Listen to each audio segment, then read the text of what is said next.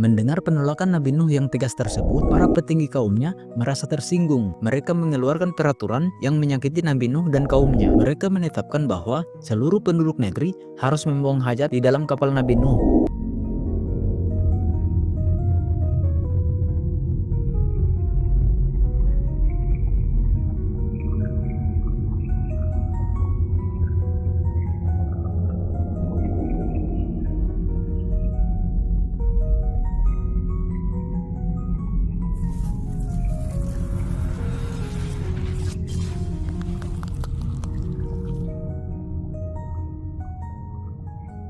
Bismillahirrahmanirrahim. Assalamualaikum warahmatullahi wabarakatuh.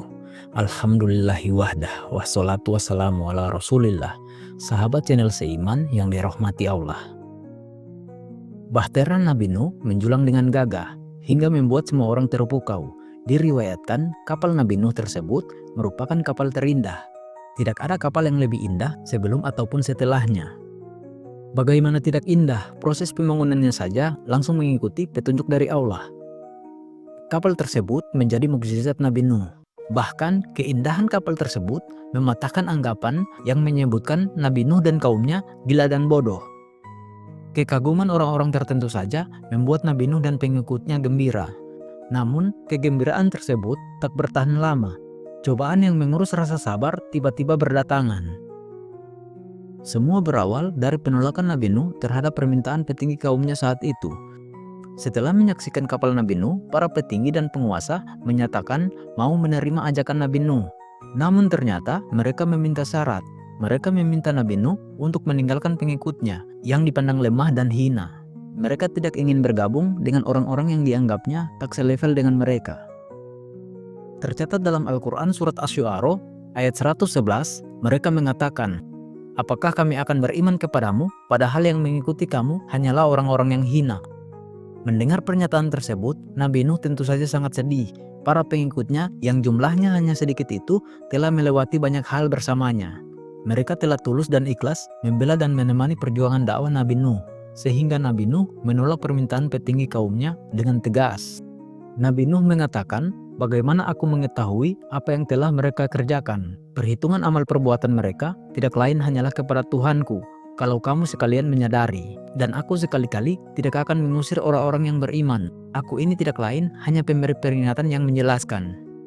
Pernyataan Nabi Nuh ini tercatat dalam Quran surat Asy-Syu'ara ayat 112-115. Mendengar penolakan Nabi Nuh yang tegas tersebut, para petinggi kaumnya merasa tersinggung. Mereka tidak terima, mereka marah, hingga muncul niatan jahat untuk mengotori kapal Nabi Nuh yang sebelumnya telah dipuji-puji. Mereka mengeluarkan peraturan yang menyakiti Nabi Nuh dan kaumnya. Mereka menetapkan bahwa seluruh penduduk negeri harus membuang hajat di dalam kapal Nabi Nuh minimal sekali. Maka berbondong-bondonglah orang-orang mendatangi kapal Nabi Nuh. Mereka harus menuruti perintah para petinggi agar tak menerima hukuman. Hari demi hari telah berlalu. Sejak ditetapkannya peraturan yang menjijikan itu, kapal megah tingkat 3 Nabi Nuh berubah menjadi toilet raksasa. Kotoran memenuhi seluruh pelataran hingga ke tangga-tangganya. "Wahai Nuh, terima kasih telah membuat toilet umum untuk kami," ujar mereka menghina. Nabi Nuh dan pengikutnya berpasrah. Upaya mereka untuk membersihkan kotoran yang berserakan sia-sia. Kotoran baru terus-terusan berdatangan. Nabi Nuh juga tak mampu mencegah orang-orang agar tak membuang hajat. Maka pertolongan Allah menjadi satu-satunya harapan. Diriwayatkan saat itu, semua penduduk telah melaksanakan perintah untuk membuang hajat. Hanya ada satu kakek tua pincang dan berpenyakit kulit yang belum melaksanakan perintah pimpinan. Maka dengan tertatih, si kakek memasuki kapal dan membuang hajatnya. Qadarullah, si kakek tiba-tiba terpeleset dan jatuh ke kubangan kotoran. Ajaibnya, setelah itu si kakek menjadi sehat dan semua penyakit kulitnya sembuh. Padahal penyakit si kakek tergolong parah dan sudah bertahun-tahun tak sembuh.